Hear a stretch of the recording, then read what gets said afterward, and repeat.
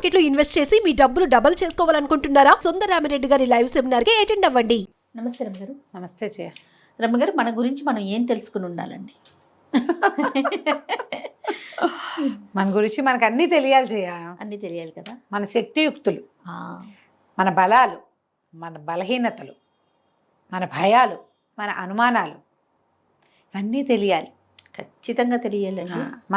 మనమేంటో మనకి తెలియాలి. నాకేం కావాలో నాకు తెలిసి ఉండాలి కదా. ఇప్పుడు అన్నం తినడానికి కూర్చున్నాం అనుకో జయ, ఆడు వడ్డిస్తున్నాడని తింటాము మనం. మనకి కొన్ని టేస్ట్లు, ఇష్టాలు అవి ఉంటాయి. రుచులు కావాలనే తర్వాత feelings. మన పొట్ట తాలూకు సైజు, అంత Size. సైజా ఇంత సైజా ఇంతే ఉందా ఇది ప్రధానం. సైజు.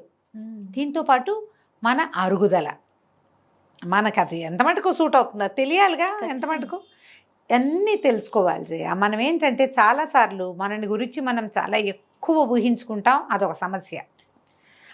మనం చాలా తక్కువ, మన వల్ల కాదని ఏమీ చేయకుండా కూర్చుంటాం, అది ఇంకో సమస్య. రెండు సమస్యలే. అబ్బో ఇవన్నీ నాతోటి కాదబ్బా, ఇవన్నీ ఎవరు చేస్తారు, అబ్బా మళ్ళీ ఇంకా పని చేయాలా, ఈ పని ఎవరు చేస్తారు, ఎంతెవరు చేస్తారు, నా వల్ల అంత కాదు, మనతోనే అంత కాదు, ఇవే. అలాగే గెంటుతూ చేస్తాం, నిజంగా వెళ్తే చేసేస్తాం. కానీ నా వల్ల కాదబ్బా, బాబు ఇంత పనే నేను చేయలేను. మా చిన్నప్పుడు మా బావ చెప్తుండేవారు, పెరుగాను అబ్బా ఏంత అండక ఇంత అన్నం పెట్టేసావు, పెరుగాను ఎక్కువైంది ముందు తినేవే అంటుండేవారు. ఎంత ఎక్కువైందో చూపించారు, ఇంత ఎక్కువైంది, అది ముందు తినేసి ఇప్పుడు నీది నువ్వు తిను. అయిపోయే బాగుంది. ఎప్పుడు ఆయన రెగ్యులర్ డైలాగ్ అదే ఉండేది, ఎక్కువైంది ముందు చేసేయాలి. ఎప్పుడు కూడా ఆడవాళ్ళకి తమ శక్తియుక్తలు, బలము తెలిసి ఉండాలమ్మా. నేను ఇంతే చేయగలను అని ఎప్పుడు అనుకోకూడదు. ఇంతే చేయగలిగితే నేను ఇంతే, నా వల్ల కాదు అంటే నువ్వు అక్కడ ఆగిపోతావు. ఆగిపోయావంటే దొరికిపోతావు. దొరికిపోతే ఇంకేముంది, ఇంకేం లేదుగా. అంతేగా. కానీ మనకి ఇంకేమీ లేదు, ఇలాగే ఉందాము, ఇలాగే కట్టుబానిసలాగా పడుందామని మనం అనుకోగలమా? పోనీ మనమే అడగే అనుకుని ఎటగొట్ట ఉన్నామనుకో, ఎవరినైనా స్వేచ్ఛా విహంగాలు చూస్తే మనకు మండిపోతూ ఉంటుంది. వీళ్ళు అన్నీ చేసేస్తున్నారు, మనమేమిటి ఇలా చచ్చుపద్దెమలా ఉన్నాం అనిపిస్తుంది. ఈ చచ్చుగా ఉండడానికి కారణము ఎక్కువ భాగం మనమేనని మనం నమ్మం, కానీ అక్షరాల అది నిజం. మనం చచ్చుగా చేతకాకుండా, ముందుకెళ్ళలేకుండా, ఏదో పనికిమాలినతనంగా అలా ఉన్నాము అంటే మనం ఏం చేస్తామంటే వీటన్నిటికీ కారణాలు చుట్టుపక్కల వాళ్ళని చేస్తాం. మా అమ్మ నాన్న అలా పెంచారంటాం, మా ఆయన అలాంటి వాడంటాం, మా అత్తగారు రాకాసి అందుకే నేను ఇలాగున్నానంటాం. లేకపోతే ఇవేమో కుటుంబాలు, ఆఫీసుల్లో మన పైవాళ్ళు, మా టీమ్ లీడర్ ఇలాంటి వాడు, లేదా మా ఆఫీసర్ అలాంటి వాడు, మా హెచ్ఎం ఇలాంటిది, అందుకే నేను ఇలా ఉన్నాను. ఏమీ కాదు, అది 50% కూడా కాదు. ఒక 30-40% పరిస్థితులు ఉంటాయి. మిగిలినది మనమే. మనని మనం రెడీగా ఉంచుకుంటే పరిస్థితులు 30-40 కదా. మెల్లిగా ఒకటి తోస్తావు, 10% వెనక్కి తోస్తావు దాన్ని. తర్వాత నీదే ముంచే ఈ పై చేయి అవుతుంది. ఓకే, అవును. ఈ పాయింట్ అయితే. రెండోది ఇంకోటి ఉంటుంది, నన్ను నేను చాలా మిస్ ఇండియాగా ఊహించుకుంటాం. మన సౌందర్యం, మన తెలివి, మన సమర్థత మనకు వచ్చినంత ఎవరికి రాదు, మనకు తెలిసినంత ఎవరికి తెలీదు. మనం ఏం చేస్తే అదే సూపరు, మనదే. మందే. నేను చేసింది సరే కరెక్ట్ ఉంటాయి కదా. ఉంటాయి. అందరికీ కొంతమంది ఉంటారు జయ, ఒక్కొక్కళ్ళకి ఒక్కొక్క రకం అనమాట. ఎవరికైనా ఏదైనా ఇవ్వటం ఒక హ్యాబిట్గా ఉంటుంది. అందరికీ తలా కాస్త పంపుతారు. ఎవరో చుట్టాల్లోనో ఫ్రెండ్స్లోనో ఏదో కొన్ని వస్తువులు వచ్చాయి, కొన్ని చేసాం, ఓ పచ్చడి చేసాం, కూర చేసాం, పప్పు చేసాం, లేకపోతే ఏవో కొన్నాం, పంచి పెడతారు. అది అవతల వాళ్ళని సాటిస్ఫై చేస్తుందో లేదో పొరపాటును కూడా కనుక్కోరు. అవతల వాళ్ళు మొహమాటంగా చెప్తున్నారా నిజంగా చెప్తున్నారో తెలుసుకోరు. పంచటం మా యొక్క హ్యాబిట్ అనుకుంటారు. ఎందుకు వాళ్ళకి నచ్చింది, ఎందుకు ఆ పనులు, ఇది గోల. అక్కడి నుంచి అవతల వాళ్ళకి సలహా చెప్తాం, అందరికీ సలహాలు చెప్తాం. అవతల వాళ్ళు తీసుకుంటున్నారో లేదో నీకు విధానంలో కనపడుతుంది, అది ఆలోచించాం. ఈ రెండు సమస్య, ఇది కూడా ప్రాబ్లమే. అక్కడి నుంచి ఏదైనా పనికి అన్నీ నేను చేసేస్తా అంటాం. నేను చేస్తాను, నేను చేసిస్తాను, నేను చేసి పెడతాను, నేను ఉంటాను, నేను వచ్చేస్తాను, నేను నిలబడతాను. ఎన్ని ఎలిమెంట్స్ ఉంటే మనం చేయగలము జయ.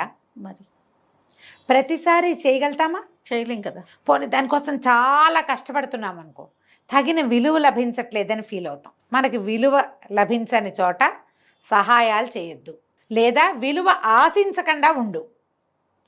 పోనీ చేసి ఆశించొద్దు. నేను చేయదలుచుకున్నా చేసా అంతే, వాళ్ళు ఏమనుకున్నా సరే. కానీ వాళ్ళు బాగా చేయట్లేదు, నిలబెట్టుకోలేదు, వాళ్ళు నిలబెట్టుకోవట్లేదు. నేను ఎంతో చేశాను కానీ నన్ను గుర్తించట్లేదు, నా వల్లే బాగుపడ్డాను ఎవరికి చెప్పరు వాళ్ళు. అదొక ఎంత బాధగా ఉంటుంది. ఈ సంబంధం నేనే కుదిర్చాను 100 సార్లు చెప్తారు. వాళ్ళు చెప్పాలి కదా, అసలు వాళ్ళు చెప్పాలి కదా. అసలు వాళ్ళు చెప్పాలి కదా. ఇప్పుడు నువ్వు ఒకళ్ళకి ఒక సహాయం చేసావు, లేదా నువ్వు ఒక పని చేసావు, మనమే ఓ పని చేసాం, ఎంత బాగా చేశారు అని 10 మంది అంటారా? మేము చేసాం చూడండి అని నువ్వే చూపించుకుంటావా? ప్రస్తుతం అట్లానే ఉన్నాం కదా కదా. నేను చేశాను చూడండి చూడండి అంటారు, అంటారు అంతే. ఓహో అనరు. అనరు. ఈ ఓహో అనిపించుకోలేని పని ఎందుకు? ఓసారి చేసావు 2 సార్లు మానే హాయిగా.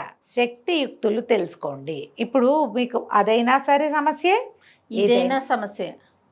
ఓసారి అలాగూ ఉంటాం, ఓసారి ఇలాగూ ఉంటాం మనం. కానీ ఎల్లప్పుడూ అలాగో ఇలాగో మాత్రమే ఉండకూడదు, మధ్యస్థంగా కూడా వెళ్ళమంటారు. మధ్యస్థంగానే ఉండాలి. ఏదో ఒక సందర్భంలో డెస్పరేట్గా అవుతాం జయ. మనము పరిస్థితులు చేయి జారిపోతున్నట్టు, అదుపు తప్పిపోతున్నట్టు అనిపించినప్పుడు మనం లోగా ఫీల్ అవుతాం. ఫీల్ అయ్యి నాతోటి ఏం కాదు, నేనేం చేయలేను, నేను దద్దామని, నా వల్ల అవ్వదు అని ఒక రకమైన డిప్రెసివ్ స్టేట్లోకి వెళ్తాం. ఈ డిప్రెసివ్ స్టేట్ థింగ్ సహజం, కానీ ఇది రెగ్యులర్ ప్రోగ్రామ్గా ఉండకూడదు. అవును. దానివల్ల ఏమవుతుంది, క్రమంగా మీరు డిప్రెసివ్ మోడ్లోనే ఉంటూ ఉంటారు.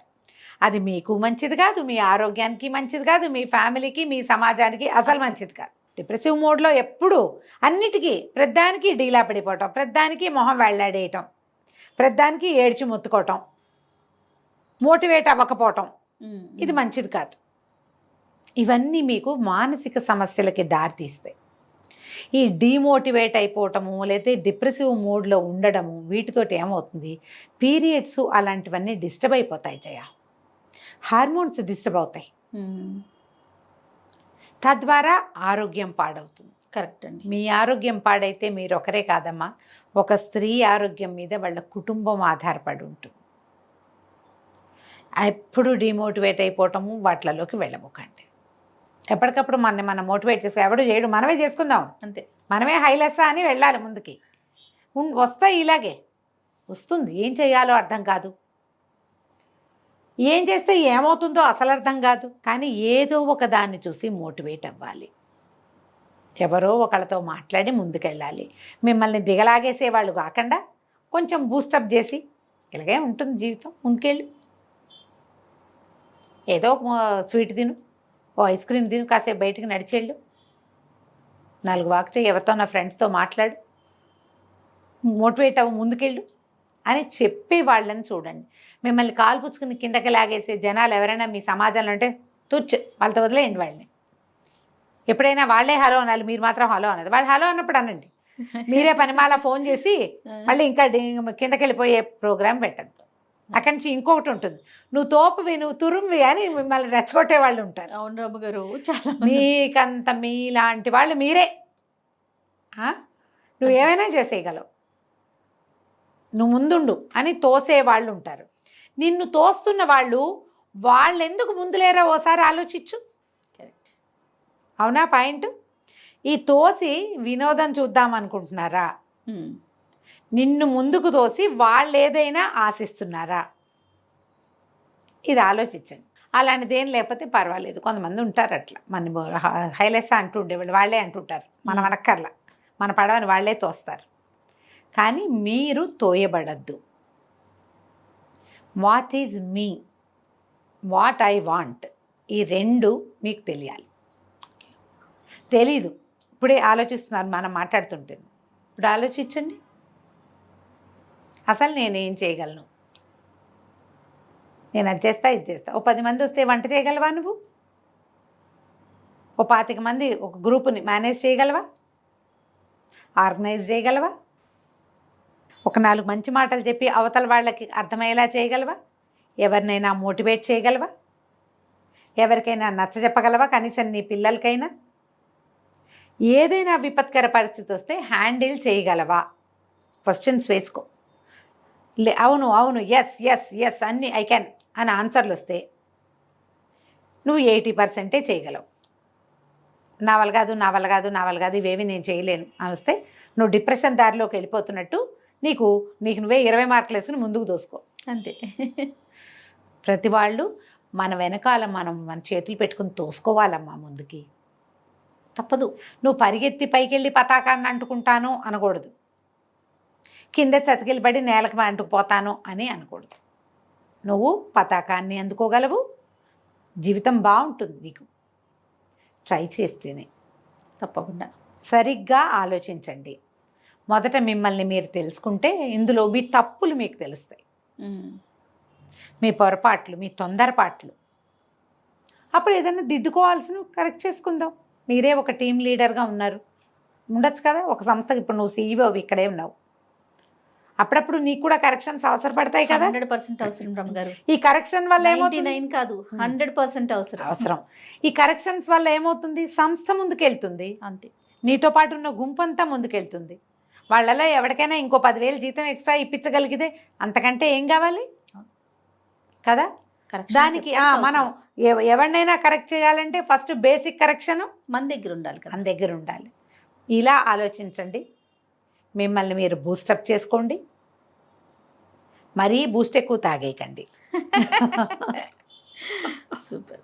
నమస్తే రమ్మగారు. నమస్తే జీ.